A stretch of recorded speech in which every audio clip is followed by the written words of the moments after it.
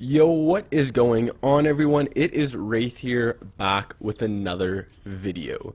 Now, I'm going to be going over a video topic today that's been highly requested, so I obviously gotta oblige and make it for you guys, and that is how to become a smarter Fortnite player. Now, becoming a smarter player is a lot more advanced than just kind of saying, oh yeah, like for editing or building or aiming, like mechanic-wise. Being smart is a lot more difficult and requires a lot more explanation, but I'll try my best to kind of go through it pretty slowly and help you guys out in different aspects of the game, because there are thousands of different plays, thousands of different fights, but I'll try and give kind of generalized tips to help you guys out. So if you're looking forward to this video, make sure you slap a like button on it, comment what you want to see for a future video, and I'll make sure to make it. Hit that subscribe button and use creator code WraithFN in the item shop, and let's get right into today's video.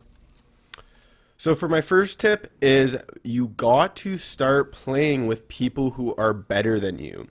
So what I mean about that and why I mean that is because when you're playing and you're playing duos, you're playing trios, or you're in creative with your buddies and whatever the case is, you can start picking up on things that they do in game that you can start implementing your own game. So same kind of aspect as watching like Benji Fishy play or Clicks play or Mongo or whoever your favorite Fortnite player is. It's kind of the same aspect as watching them and implementing it into your own game. Although if it's your friends who you're doing it, you can ask them questions. You can be like, yo, why did you rotate there instead of there? Or instead of building for height there, why do you just box up? Or whatever the case is, right? Like you can just ask them questions.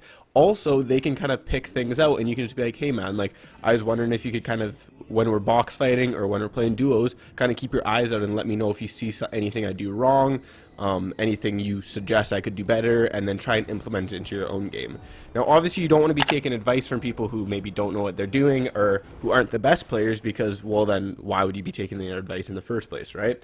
Obviously if they're like grinding or whatever the case and they know what they're talking about, then make sure you listen to them, because so many times, like especially when I first started Fortnite and back when I was on controller, like my buddies would try and tell me like, oh, maybe you should do this high ground retake, or maybe you should do this in 1v1s instead of this, and I just be like, nah, like I know what I'm talking about, I know more than them. But in some cases you don't know everything, I don't know everything, the person you listening to this doesn't know everything. So listen to other people's feedback and make sure that you try and implement it, and like I said, make sure they're giving you the right knowledge, because if they're not, well then it's just going to make you a little bit worse.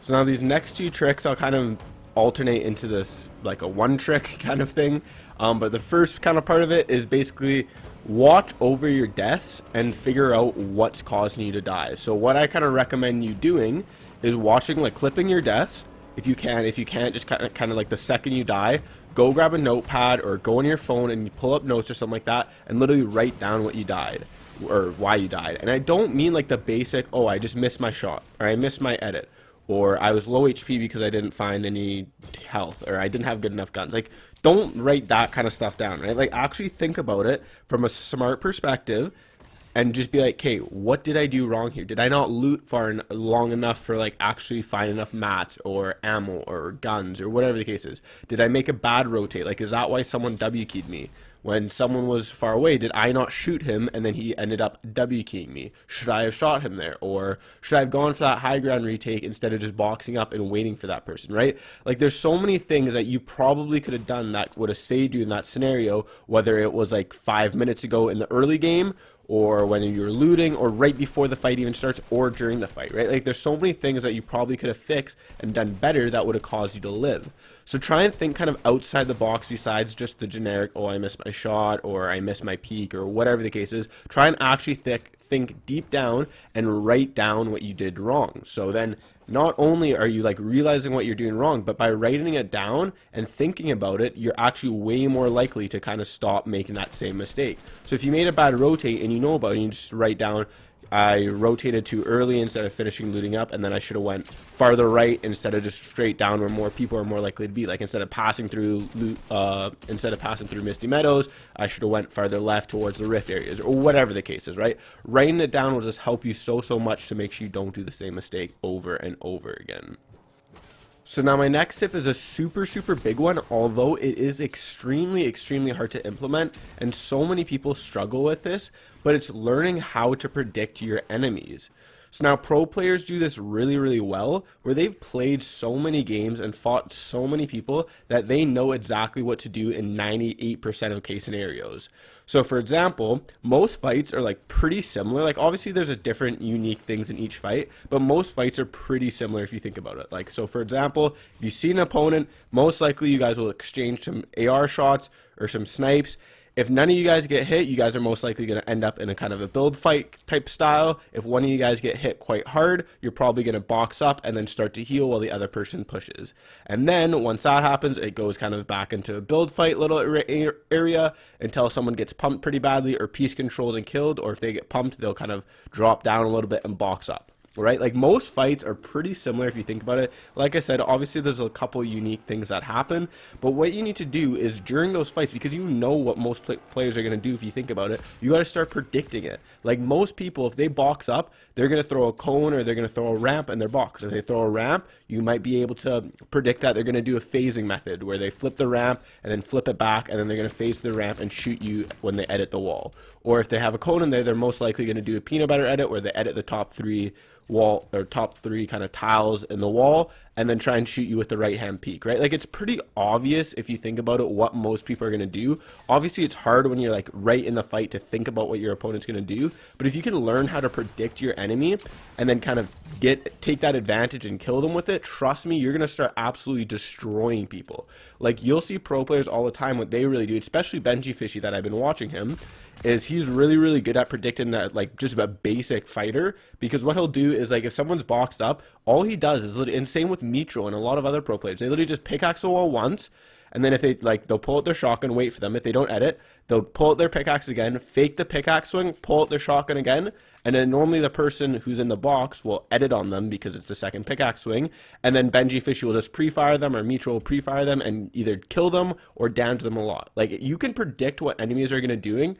You just have to be quick enough and smart enough to kind of predict. So watch your enemies and try and actually start figuring out what they're doing. And a really good way to practice that is by going in creative, going in a box fight or 1v1 and kind of start watching your friends who you play against and be like, okay, he's boxed up, so he's probably going to do a right window peek, or he'll probably throw a ramp out of my box and try and box me up, so I need to be aware of that. Whatever the case is, right? Just start trying to pay attention to see what your enemies do and learn to predict them. So this next tip is also about kind of reading your enemies. And what I mean about that is it's super, super important to always kind of have a good generalized idea of where your opponents are. So especially this is important early game, but you can obviously use this mid game and end game as well because it's so, so important. So what I mean about kind of knowing where your opponents are is if you land on, like, let's say for example, you're landing at Misty Meadows and you land the right side, you gotta make sure you know that there's 2 people coming, or you gotta know there's 1 person coming or 4 people coming. You always have to kind of generally be aware of what's going on. So for example, let's say there's 2 people landing with you at Misty. You're landing the right side, both of them are landing left side. Then you got to make sure that you know the second you loot up, they're most likely going to be fighting or getting close to fighting after they loot up, so then you can go for a third party. Or for example, if one of them lands on you with the right side and one lands left side, you got to be aware that either someone's going to push you or you're going to get third partied. So if you start fighting that person, you're most likely going to get third partied by the person on the left.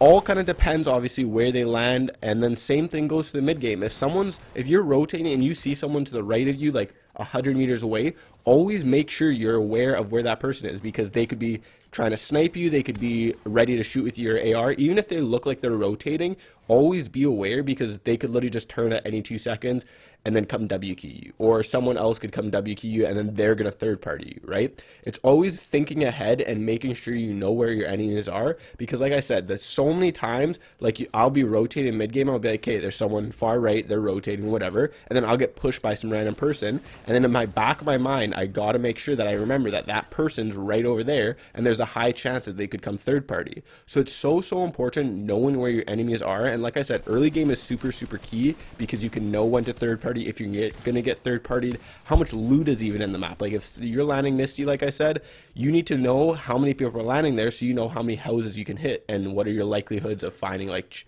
minis, big pots, shotguns, etc., etc. So trust me, always try and keep track of where your opponents are, and it will set you up for the future of the game for sure.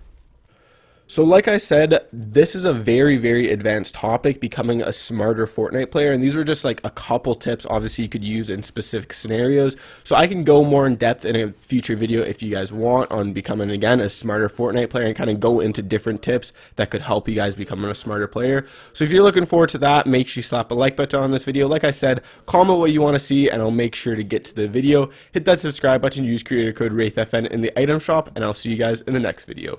Peace.